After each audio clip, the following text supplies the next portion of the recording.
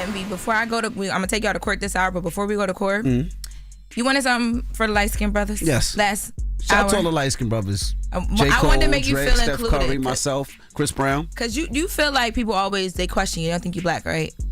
He's not. Just He's Charlamagne. Just Charlamagne. Everybody know I'm black. J. Cole got one in the can for you too. Did you hear this line? No, let me hear. I seen good, I seen bad, had my melanin mocked. I seen lifelong friends turn to devilish ops. Woo! like that. Have my melanin mocked. I like that. I like that Melanin line. mocked. you was Or feeling that. lack thereof. You had your lack of melanin Don't mocked. mock my melanin. Yeah, you He had mock your melanin. He mock your Beijing. He don't let you rock. Mock your melanin. There's a room at Diddy house for that. You know what I'm saying? On the door it says you can come in here and get your melanin mocked. Wow. Speaking of. Wow. Speaking Get your of. melanin mopped? Mocked. Oh, don't act like you don't know. You know the Now you you know over that here door. acting like you don't know Exactly. something. You know the sign on that door. Speaking Continue. of Diddy, right? We're going back to some court stuff. So Diddy yesterday, his team filed a motion for evidentiary hearing. So they're asking the court to have let's sit down and have a conversation about these unlawful leaks that are happening at the hands of Homeland Security.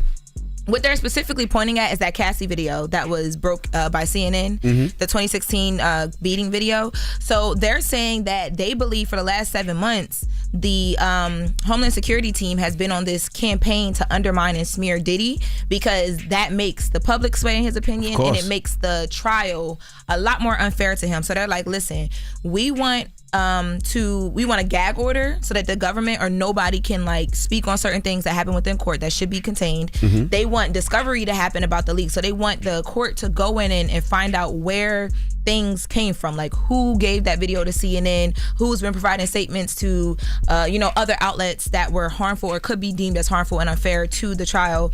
And then once they do all that, they want to have a conversation or a hearing about the leaks because they feel like whatever is found to be like leaked or given out by the wrong parties or by Homeland Security should be suppressed. So basically what they're saying is they trying to get that Cassie video. No way should this be something that is substantial or can be held against him in court, which to me they are too late on, and it is not a good look because we've already seen it. Yeah, we already seen it. He's already apologized for it. I don't know how they can do a full, if they go to trial, a full jury with not one person seeing that video. It's impossible. It was everywhere. It was on CNN. It was on the news. It was on late nights. It's been on social media. It's been everywhere. Yeah, I'm not the highest grade of weed in the dispensary, nor am I an attorney, but that don't sound like the greatest defense, okay? Because first of all, it doesn't matter if the feds leaked the video. What matters is what you were on the video doing, and what you were doing is putting hands on a woman. Okay, number two, you lied and said you had never done any of those things, and then we saw the video. So it's going to be hard for him to get the benefit of the doubt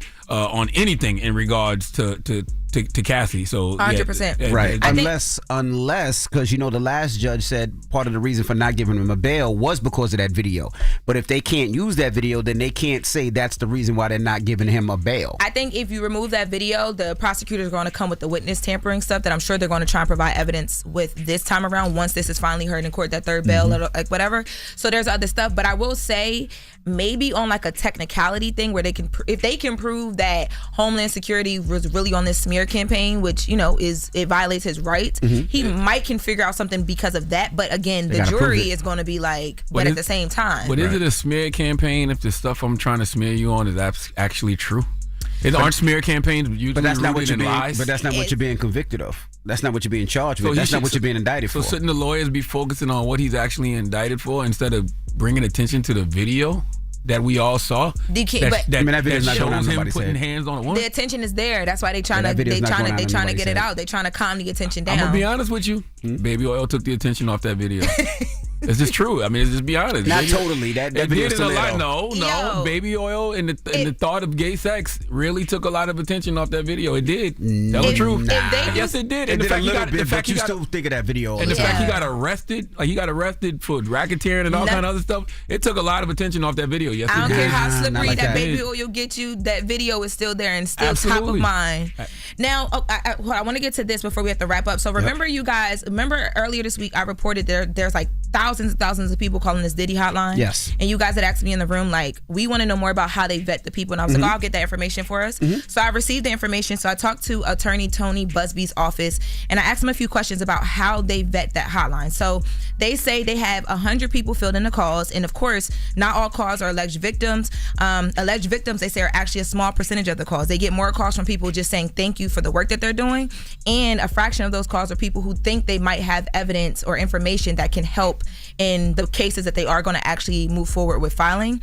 When a victim is calling, though, first that victim is vetted at the call center by those 100 people. Then once they make it past that, they're vetted by lawyers and different staff at their California co-counsel office. Then the last step, these victims are vetted by former police officers and then lawyers at the Busby law firm again. Now, throughout this process, they're asking them, for different things like corroboration, things for like dates, any witnesses to the stuff that these people are claiming, any evidence. And obviously they know that like some of the people who are calling aren't going to be serious and are going to be fraudulent. And that happens, they say, no matter what type of hotline or case like this, not just because it's Diddy. Like that will happen when you put out a hotline. It's going to increase because it's Diddy. I'm sure, I bet you they won't take the percentage of jokes on there. They said that it's not as many as we think. And they say that none of these people would ever get to a point where a case would be filed in court. And I also asked them, how do you make sure that if somebody calls and that person's a fraud and then they call back again with another name, how do you sort through that? And they say you can't stop people from doing that, but all they do is just they take them back through the process to make sure everything is legitimate. And just because somebody's info is taken, that does not mean they're going to move forward with filing anything in court. They wanted to emphasize that. So, I mean, I answered y'all questions. They can still lie. They can still make up stories. They can still, and these people could have actual could have seen Diddy. They could have been at Diddy's party, but none of the things that alleged to happen could have happened to them. Like the young lady that allegedly told her ex-boyfriend to lie for her. Things like that could happen, right? I would love to know what the joke side of it looked like, though. Like the voicemails. That's probably hilarious. But yeah, so that's it for this hour. Did that make y'all feel any more confident in that hotline? No? No. Nope. All right. Well, that was Jess with the Mess with Lauren LaRosa. Charlamagne! Yes. Who you giving that down? Continue. There's a young woman named Laura Lawson. She needs to come to the front of the congregation. We would like to have a word with her. It's just another example of how this society does not care about what happens to men's bunkies. Why you look at me, Envy? We'll discuss. I was looking at him, but we'll get to it next. It's The Breakfast Club. Good morning. Wake that ass up. In the morning. The Breakfast Club.